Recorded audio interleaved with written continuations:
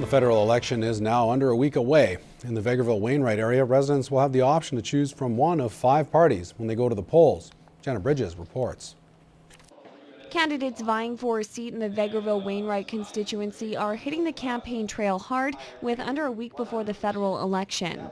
We all give stable, responsible financial leadership as we have always done, and that's what we will continue to do. I'm hoping that people would join the NDP and myself and build a sustainable future for generations to come. Not only our generation, but your generation and generations to come. They think that the Green Party is a one-issue party, which I pretty categorically deny. We've got 145 pages of really integrated policy. They want a majority.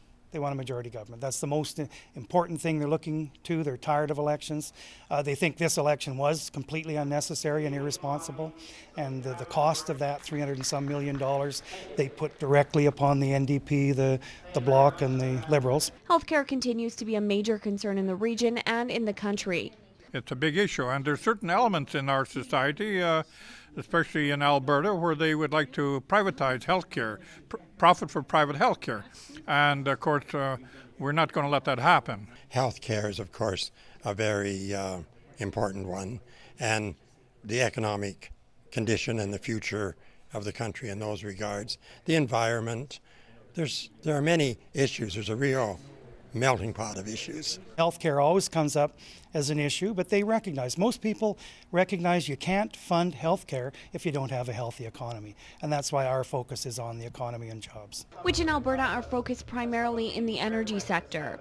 The Green Party is not about shutting anything down. It's about ensuring a continuation of success in the Alberta energy sector. CHP Canada Party candidate Matthew Sokolsky is also running for a seat in the constituency. He was unavailable for comment. Jenna Bridges, Newcap News. And Clayton Brown reports that the Lakeland region is well represented, with 4 candidates running for the Westlock St. Paul constituency. The Conservatives, Liberals, NDP, and the Green Party all have candidates running in the area. Brian Storseth is a Conservative candidate and is seeking a seat in Ottawa for the 3rd time. I think we've got a great record to run on. I think I've got a great record to run on, and I'm looking very forward to continuing my engagement with rural Albertans in Westlock St. Paul.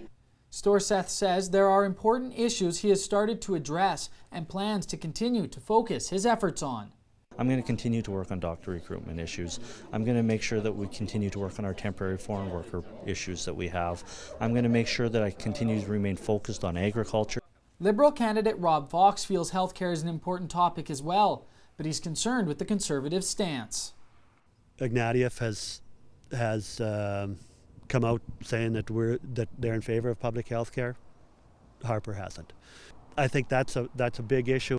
Fox also believes municipalities need more help when it comes to funding, as he says growing deficits are becoming a major problem. One thing I am pushing within the party and within is a sustainable infrastructure fund for the municipalities. Lisa Grant is the Green Party candidate for the constituency. She says the party is more than just about being green. The Green Party itself has a well-rounded platform. It's not just about the environment anymore. But then on the same token, everything ultimately comes back to the environment. If we destroy this planet and can't live on it anymore, well, nothing else is really all that important. Lisa ran for the Green Party in the provincial election in 2008, and she believes her mission is simple. Just get out and talk to as many people as possible and let them know that there is an alternative. The NDP is represented by Lindsay Henderson. The party feels the government's focus needs to shift more to families and improving health care. Unfortunately, we were unable to contact Lindsay for an interview. In St. Paul, Clayton Brown, Newcap News. The Lloydminster District SPCA collects stray animals from a wide area. Staff at the shelter are reminding rural and surrounding community residents to contact them if they've lost a pet. Jessica Isaac has more on this week's Pet Project.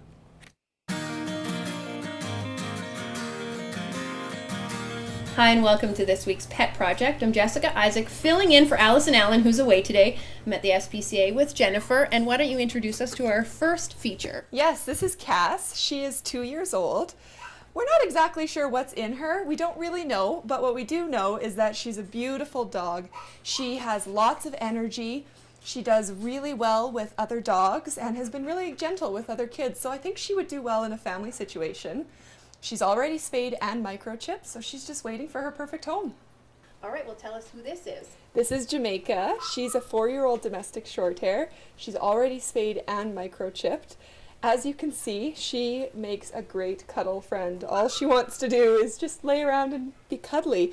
She probably wouldn't be the best type of a cat that would want to play all the time with people or with another cat. But if you're looking for a nice cat that just kind of wants to hang out and be in your arms, Jamaica's the girl for you.